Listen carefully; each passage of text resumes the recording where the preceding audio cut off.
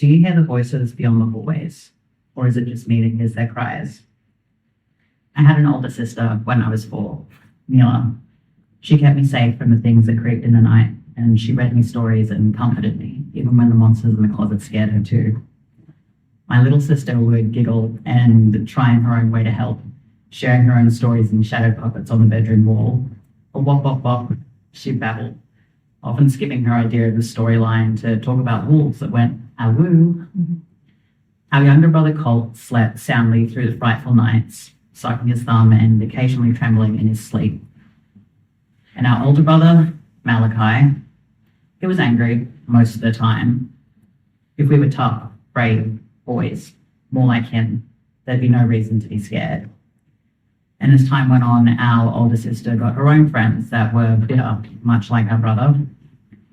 When they stayed over and kept us safe, some would tease us and some would be resentful that they were stuck helping. Others were more than happy to help, though some far too eager to do so. And our mother, Eva, she was caring, thoughtful, gentle, and everything you wish for a mother to be. She'd sing us lullabies and hug us tight before bed, while our father, Charles, muttered about how we all needed to be more like our older sister. He didn't have time for the countless nights I would wake other mother by crying out for help and feeling distressed. He was a perfectionist, stoic, and devoid of emotion. Emotions got in the way of things, and they were a weakness. Do as you're told, don't make a big deal of things. Go to school, go to Nan's house, come straight home, nighttime. Don't talk about your life to strangers, and don't think too much about why your sister leaves the hotel at night. This was a hotel that was just off. I noticed that the hallways were eerily silent, despite the sounds of constant chatter, muffled crying, and anger outbursts. I rarely interacted with anyone but my siblings. I've written this on behalf of my younger sister, Addie, as though I were her, because I think even now, still very much like the 4-year-old that she was back then, she doesn't fully comprehend all that was missed during childhood years and why other mother is no longer in our lives. I've also written this on behalf of myself because I'm an only child. But this diagnosis that I had, it gave me my own internal family, my own means of survival during years of childhood sexual abuse. It also gave me my own external family internally, the views on what a good child is. The criticism of being too much, selfish, melodramatic, all of it in fragmented pieces, reacting to external stimuli, even up until this day as I sit before you now, a 30-year-old that didn't even think that they'd make it to 20. Hi, I'm Ezra. Well, that's my legal name, at least. To those who know me well enough, I go by many others. Sometimes I reference myself as we, as I, Mila, Addie, Eva, Dakota, and others am the sum of all my parts. I'm a person living with multiple diagnoses. On paper, I have bipolar disorder type 2, complex post-traumatic stress disorder, dissociative identity disorder. I'm also someone living with fibromyalgia and postural orthostatic tachycardia syndrome. I'm also autistic, hence the assistance dog. Peanut is a very good boy. I'm also biracial, black, if you will. I'm also non-binary and identify as trans and queer. I'm all of these things, but I'm also a multifaceted person that loves rabbits and gets way too emotional about things being perfect. And I'm also someone that wishes for more of these beautiful collaborations and collisions between care teams and lived experience advocates in the hopes that they will pave a better way for our future. I remember sitting with my then girlfriend at her psychologist's office a few years ago, and she was distressed about a recent mental health diagnosis she'd received. And she was telling him how she hated her life being so complicated. Now, I didn't love some of his methods, but he did say 2 very profound things that day. Number 1, you aren't stuck in traffic, you are traffic. And number 2, you aren't complicated, just complex. Which is true. I mean, we sit and complain about being banked up at traffic lights. No, but for those of us with mental health struggles, particularly long-term diagnoses, we're often treated as complicated, cumbersome, and a burden by not only mental health professionals, but by those closest to us. And for those of us with more rare cases or multiple comorbid diagnoses, receiving adequate person-centered care often takes years of jumping through hoops, trying to self-advocate, something which adds to the struggles that we're already going through.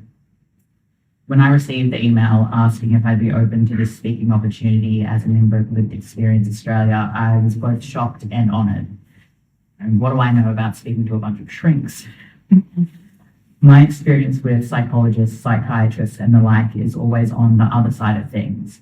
I'm often being analysed and coached through the methodologies you read in books, learning classes, the mere weeks to months that you spend doing prac. We're in the room, but we are never in the room. While yes, there have been great strides in organisations hiring those with lived experience and expertise for greater insight into decisions pertaining to our care, there's still no legal obligation to do so. And even when we are consulted, that doesn't guarantee change. A clear example of this is the National Disability Insurance Scheme.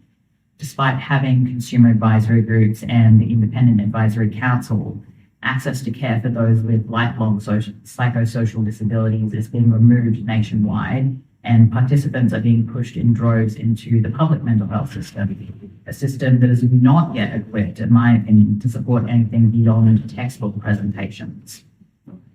I can think of countless times where I have accessed the public and Medicare subsidized mental health services in the past decade that made me genuinely gobsmacked. More often than not, those of us seeking help are vulnerable people with histories of trauma, forced to endure more mistreatment just to receive bare minimum levels of care. And even then, we're often misdiagnosed and forced again into a cycle of trauma. 2017 was that cycle for me. It was a year that turned me off seeking help for a very long time and still has me hesitant to book psychiatry consults to this day. Back then, which was prior to any of my diagnoses, I was fumbling through life like many of us do in our early 20s. At the beginning of 2016, I had finally moved out of Dubbo to the big smoke, Sydney. I was working in an adult store and going out day drinking with my high school friend, then housemate, spending money on gadgets and gizmos. I even tried MDMA once, it's so cool. But I was also experiencing an increase of nightmares, forgetfulness, and depression. I'd be traveling home from work and get off at the bus stop, zone out, and all of a sudden I was back in my apartment and ready for bed. A bunch of small things, not super noticeable, at least at first. December of 2016, I had my first suicide attempt, and 2 weeks later I had my second. The second time I was home alone, though not entirely alone. Now, I didn't know I had DID until I was 22, but I've had it since around about kindergarten.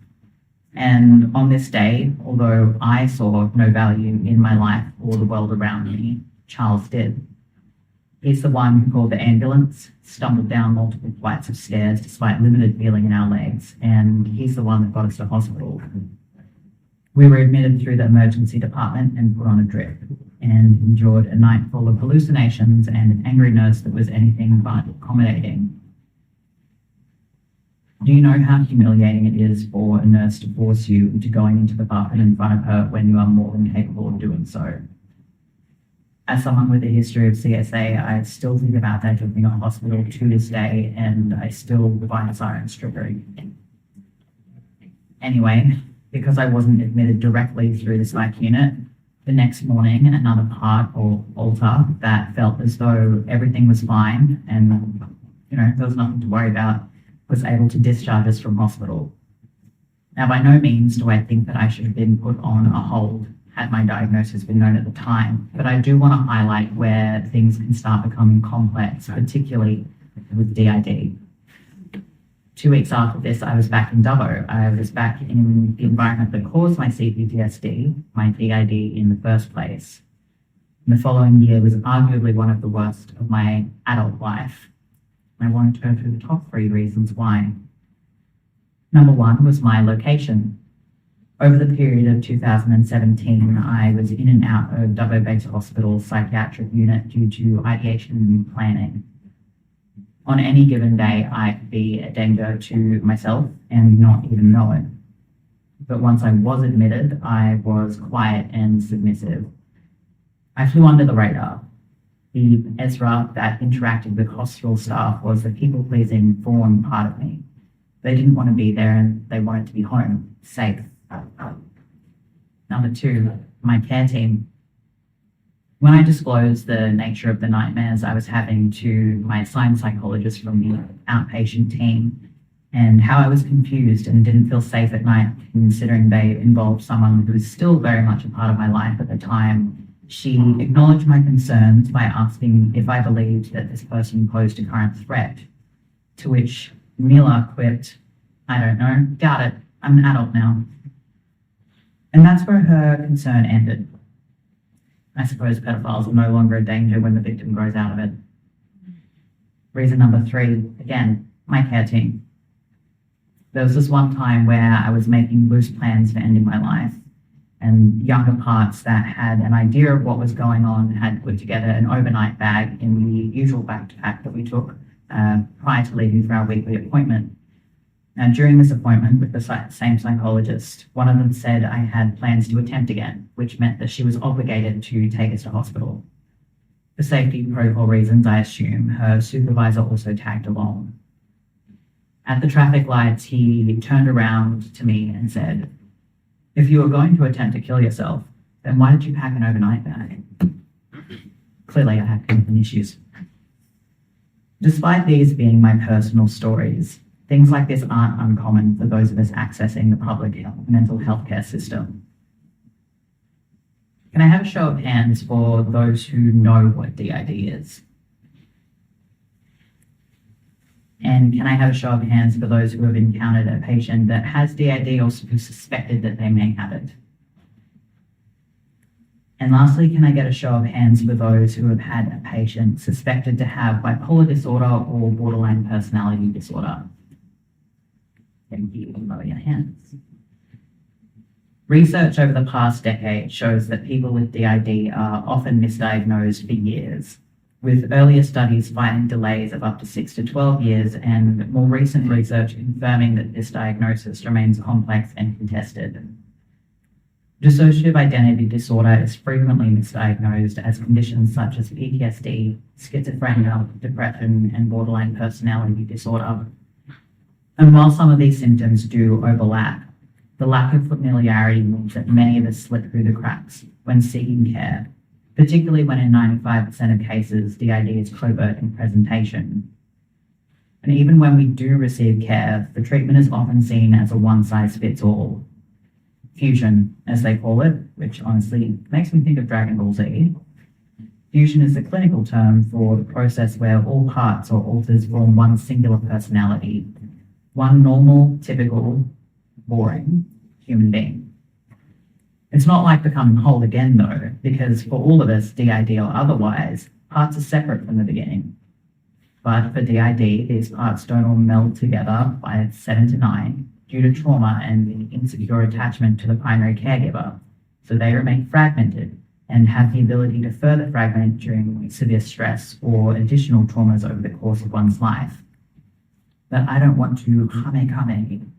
I don't want to be mushy like Play-Doh, but I'm also not at all resistant to treatment or to healing from my trauma. I don't want the nightmares, the flashbacks, the dissociation that feels like being in a fog thicket. I do want to heal, but healing for me looks like embracing all of my parts. Because sitting here before you right now is not just one I. There are multiple parts drafting this speech, speaking it today. Some are very present in this space and others are peeking out just to watch because crowds are scary. And although she would disagree and say that it's all me, I wouldn't be here today speaking as a collective self without my therapist's ongoing support. I've been working with a psychotherapist for, I want to say 5 years to better understand each part of me, to listen to them, hold the pain that they went through, that I went through. and work towards what it is that we collectively want for the future. I've spent numerous appointments on the floor conveying my feelings through pastels and a huge A3 sketch pad. I've cried uncontrollably into my plush toys while my therapist held space for my emotions. I've seen the change and the trust in parts of myself that initially wanted nothing to do with therapy. Parts have made it very clear to my therapist on multiple occasions. But she didn't judge. She didn't force those parts to interact with her. She built their trust slowly because she knew that they'd been hurt before and traumatized by those who were supposed to keep us safe. But I won't speak too much on that because I know that they're around right now and not a fan about the word vulnerability. I had passions for advocacy prior to therapy, but by strengthening these internal relationships over the past few years, I've finally made my dreams a reality. I've been sharing my experience with mental health struggles on platforms like YouTube and Tumblr for over a decade. However, in 2023, I began participating in real-world focus groups. No longer did I just want to share my story, but I wanted to intertwine it with those of others with similar experiences. I wanted this mush of despair and resilience to be put in front of those holding our livelihoods in their hands so they could see clearly what needs to change. For the first few years, these were one-off gigs, but then I took a chance of the possibility of failure and I applied for a consumer advisory role, which was honestly one of the greatest choices that I've ever made in my life. Since 2025, I've stepped into a variety of roles across committees, co-design projects, and mental health studies, all work that is paid, as it should be. And along the way, I've been privileged enough to listen to the stories of other advocates from many diverse backgrounds. One of the things that I have learned is that even when we share a diagnosis and even when we're all looking for support, community, and change, we're still not the same. We're not a monolith. And I see that in the stories that people have shared in these spaces. I've spoken to advocates who have experienced periods of homelessness and unstable housing, to people who couldn't access Medicare services due to not having a valid postal address. I've spoken to advocates who have found it difficult to reach out to healthcare providers because of the stigma of mental health in their cultural background or religious upbringing. I've spoken to advocates who are new to their diagnosis, but already passionate for reform.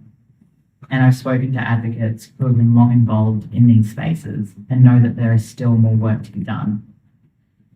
I've heard from the mad, the crazy, for all of the above. Their stories are rich and they sit at the heart of the letters and proposals that are sent to organisations and to our government to push for greater change in not just mental health treatment, but in society around us.